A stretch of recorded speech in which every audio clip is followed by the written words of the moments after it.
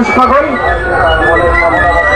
অনেক ভক্ত মাতারা, অনেক ভক্ত বাবারা যে কামনা বাসনা করে ছোটা বাচ্চা আছে, তুমি নিজে করে কৃপা করে এই ভক্ত মাতাদের, এই ভক্ত বাবাদের সেই তুমি কামনা বাসনা পূর্ণ করে থাকো। তবে তুমি বলেছো যে যত বেশি ভক্তি দেবে তার অল্প দিনের মধ্যেই সেই তার মনস্কামনা পূর্ণ হবে।